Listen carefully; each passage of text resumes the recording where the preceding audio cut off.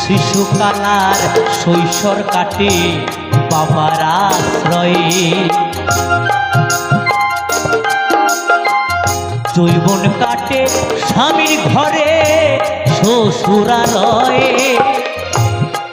আবার বৃদ্ধা বয়সে আশ্রয় নায়ার, আবার বৃদ্ধা বয়সে আশ্রয় নায়ার।